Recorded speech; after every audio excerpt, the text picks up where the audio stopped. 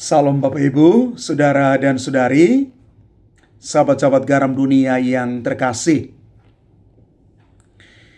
Hari ini Gereja Sejagat merayakan Santo Bonifasius, seorang uskup dan martir.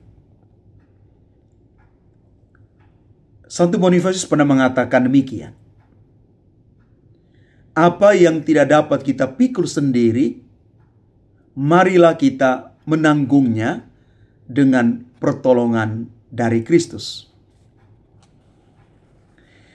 Nada yang sama kita boleh renungkan lagi dari kisah perjuangan pewartaan dari Rasul Paulus yang digambarkan di dalam bacaan pertama hari ini. Bagaimana dia ditolak dan mengalami banyak sekali penderitaan ketika dia mewartakan tentang wafat dan kebangkitan Kristus. Tetapi dia tidak gentar. Dia terus berusaha dengan berbagai macam cara supaya pewartaan akan Kristus yang bangkit ini terus digaungkan. Dia sangat yakin bahwa Allah itu selalu menyertai dia.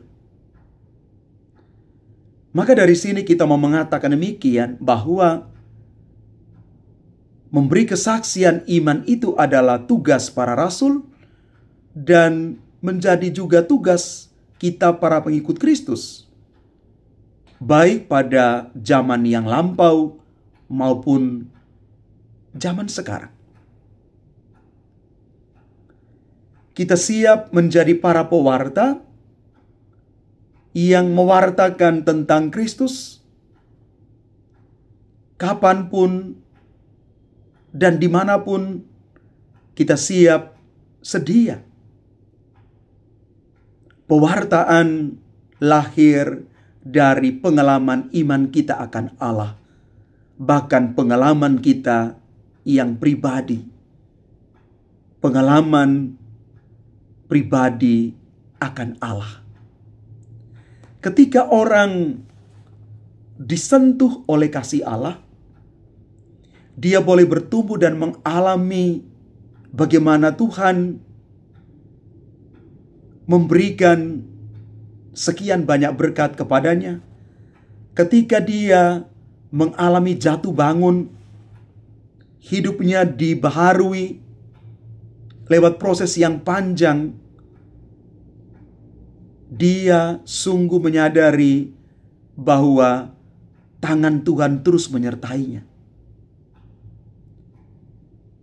Banyak orang mengalami hal seperti ini. Kadang-kadang mereka gentar. Kadang-kadang mereka takut. Bahkan juga putus asa. Tetapi ada saatnya di mana Tuhan menggerakkan mereka, memulihkan kembali semangat mereka, karena mereka sungguh bergantung sepenuhnya kepada Tuhan. Rasul Paulus mengalami hal ini. Hatinya terus dibentuk oleh Tuhan. Dia siap menjadi pewarta kabar sukacita Injil Tuhan ini kepada bangsa-bangsa. Dan di dalam Injil Yohanes hari ini, kita masih mendengarkan bagaimana doa Yesus. Yesus berdoa bukan hanya kepada para muridnya. Yesus tidak hanya berdoa bagi mereka, tetapi juga dia berdoa bagi orang-orang yang percaya kepadanya. Inilah bukti universalitas doa dan karya Yesus yang menjangkau semua orang. Doa yang menjangkau setiap hati. Ternyata kita bisa menyatukan hati satu sama lain lewat doa kita. Bahkan doa adalah jembatan yang paling pendek kita bertemu dengan Tuhan dan sesama. Bapak, Ibu, saudara-saudari terkasih, doa Yesus bermuara pada satu titik yang sama. Yesus minta supaya semua muridnya bersatu. Dia tidak menghendaki adanya perpecahan. Karena perpecahan menjadikan hidup itu tercerai-berai. Dengan demikian, tidak ada kerukunan dan kedamaian.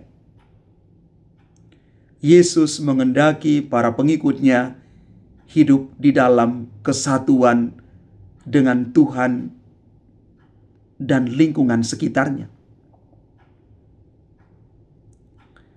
Yesus menginginkan kita hidup di dalam sukacita. Hanya di dalam nuansa kesatuan orang bisa mengembangkan dan memajukan kehidupan. Bapak, Ibu, saudara-saudari terkasih, semoga kita siap menjadi pewarta. Yang kedua, kita menjadi orang-orang yang siap untuk menjadikan setiap doa kita punya aspek sosial yang menyatukan. Dan pada akhirnya, kita mau mengatakan hal ini bersama dengan Santo Bonifasius yang kita rayakan, bahwa iman akan sungguh nyata ketika kita siap menjadi saksi Kristus. Tuhan memberkati kita sekalian.